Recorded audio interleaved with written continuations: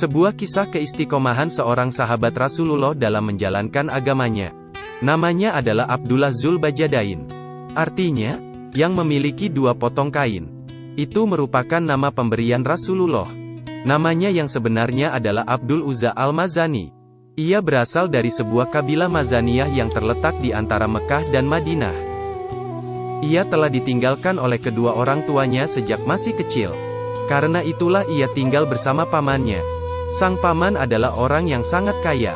Banyak harta yang telah dikeluarkannya untuk membiayai Abdul Uzza.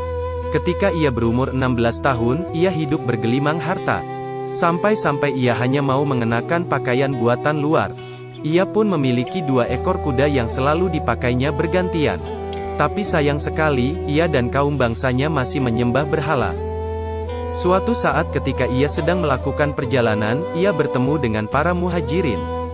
Ia pun melakukan perbincangan dengan mereka dan setelah perbincangan itulah, akhirnya ia pun sadar dan memutuskan untuk memeluk agama Islam. Keadaannya pun berubah.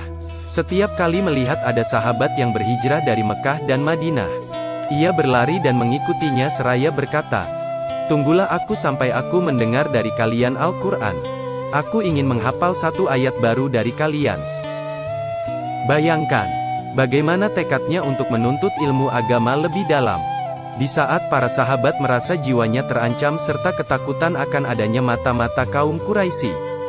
Dalam pikiran Abdul Uzza saat itu hanyalah ingin mendekatkan diri kepada Allah saja. Akhirnya ada seorang sahabat yang berkata, "Mengapa engkau menunggu di negerimu Mekah untuk pergi hijrah ke Madinah?"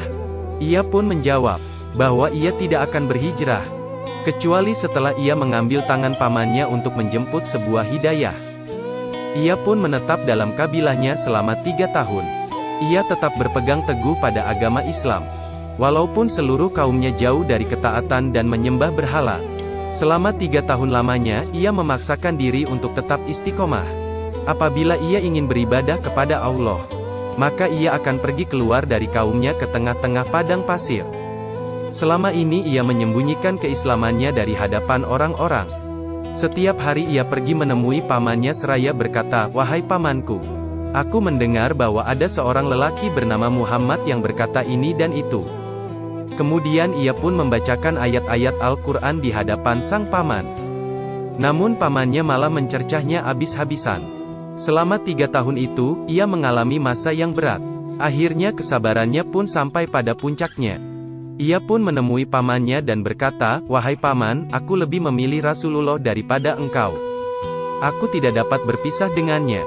Aku memberitahumu bahwa tiada Tuhan selain Allah dan Muhammad adalah utusannya.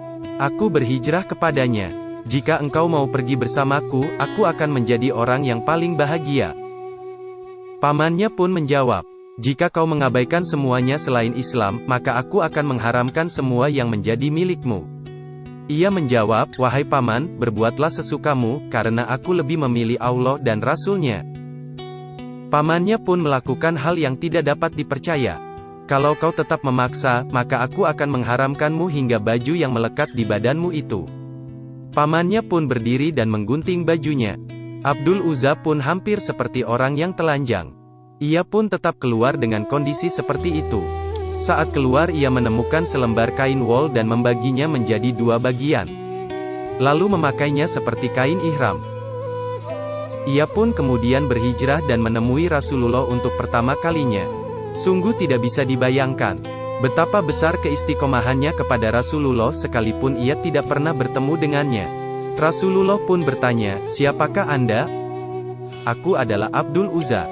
Rasulullah pun kembali bertanya, "Mengapa kamu berpakaian seperti ini?" Ia menjawab, "Pamanku telah berbuat ini kepadaku.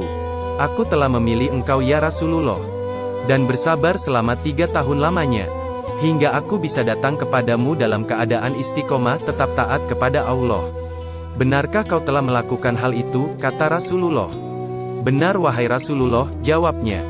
Kemudian Rasulullah pun berkata, "Mulai hari ini engkau bukanlah Abdul Uzza, engkau adalah Abdullah Zulbajadain.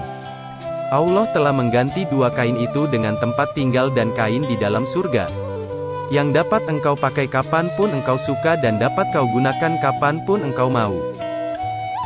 Semenjak saat itu ia ikut berjuang bersama Rasulullah, hingga syahid dalam perang Tabuk pada usia 23 tahun. Ibnu Mas'ud menceritakan hari di mana Abdul Uzza wafat. Ia berkata, "Aku tidur dalam cuaca yang sangat dingin dan dalam keadaan takut akan pekatnya malam. Aku mendengar suara orang yang menggali tanah dan menjadi heran dibuatnya. Siapakah yang menggali tanah malam-malam begini dan dalam cuaca yang sangat dingin? Aku pun melihat pada tempat tidur Rasulullah dan tidak mendapatkan beliau di sana. Lalu aku melihat tempat tidur Umar, aku juga tidak menemukannya. Kualihkan pandanganku ke tempat tidur Abu Bakar dan aku tidak menemukannya juga.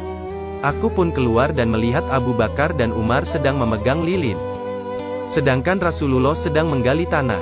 Aku datang kepada beliau dan berkata, 'Apa yang engkau lakukan wahai Rasulullah?' Beliau mengangkat kepalanya ke arahku dengan kedua mata yang dipenuhi dengan air mata. 'Saudaramu Zulbajadain telah meninggal.' Aku berpaling kepada Umar dan Abu Bakar dan berkata, 'Mengapa kalian biarkan Rasulullah menggali sendiri, sedang kalian hanya berdiri saja?' Abu Bakar menjawab, 'Rasulullah sendiri yang ingin menggali kuburannya Abdullah.' Lalu Nabi mengulurkan tangannya ke arah Abu Bakar dan Umar. 'Berikanlah kepadaku jenazah saudaramu itu.' Lalu Nabi berkata, 'Hantarkanlah kepergian saudaramu dengan doa. Karena sesungguhnya ia telah mencintai Allah dan Rasul-Nya.' Rasulullah pun meletakkan jasad itu ke dalam kubur dengan kedua tangannya sendiri. Diiringi dengan air mata beliau yang jatuh membasahi kain kafan Abdullah Zulbajadain. Beliau lalu mengangkat tangannya ke arah langit sambil berdoa, 'Ya Allah, aku bersaksi kepada Engkau, bahwa aku telah meridai Zulbajadain, maka ridhoilah ia.' Rasulullah pun menguburkannya dengan kedua tangannya yang mulia dan berkata, 'Ya Allah, rahmatilah dia karena ia telah membaca Al-Quran atas dasar cinta kepadaku. Sungguh, beliau adalah salah satu sahabat yang patut kita teladani.' Semoga kita semua dapat mengambil hikmah dari kisah tersebut, dan bisa bersama-sama memperbaiki keimanan kita yang masih lemah ini. Semoga kita bisa menjadi golongan orang-orang yang diridai oleh Allah dan Rasul-Nya.